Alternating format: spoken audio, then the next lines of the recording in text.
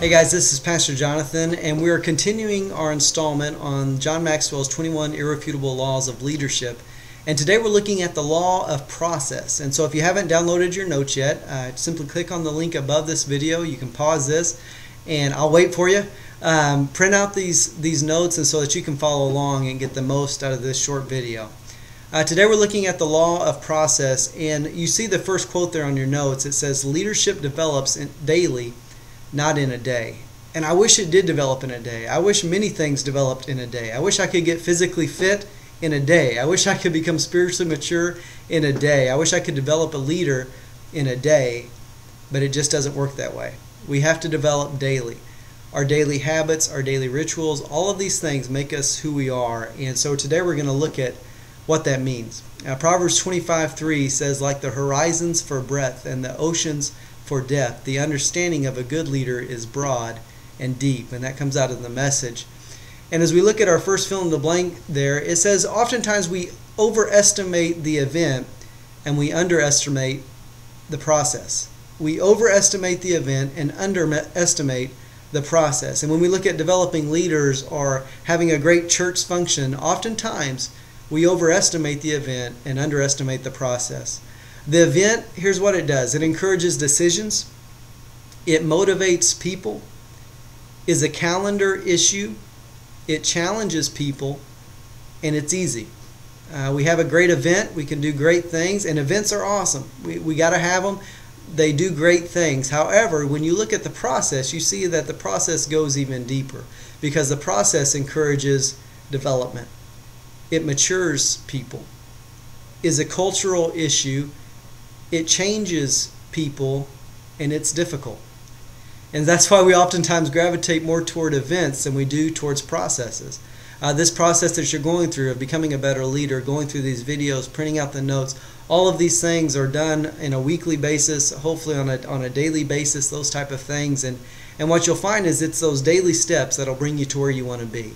If it's a one-time thing, it'll motivate you, it'll get you excited, it'll make you have a decision, but the excitement will soon fade, and because it's not a daily thing, it'll be something that's left on a shelf.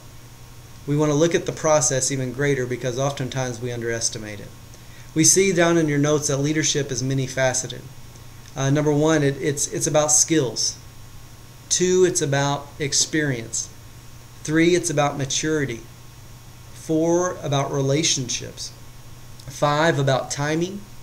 6, about culture. 7, about training. And 8, leadership is about attitude. If you naturally are good at one of these, whether it's your skills or maybe it's your experience, it doesn't mean that you're good at all of them. And oftentimes the mistakes that we make is while we're maybe good at a few, we ignore the others, and then we have a hard time influencing people through our leadership. And that's because leadership is multifaceted. We have to look at all of these things, and it's hard to look at all of these things with one step, and that's why leadership develops daily and not in a day.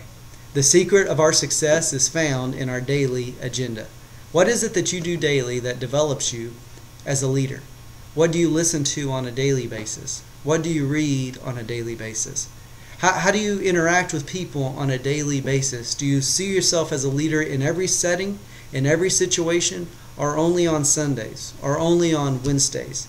When we begin to see ourselves as a leader in every environment that we're in, then it begins to help us focus on a daily basis instead of just focusing on an event. We focus on the process.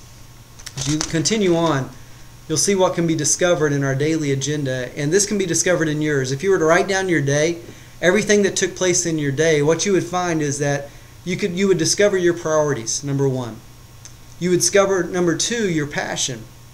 Number 3, your abilities.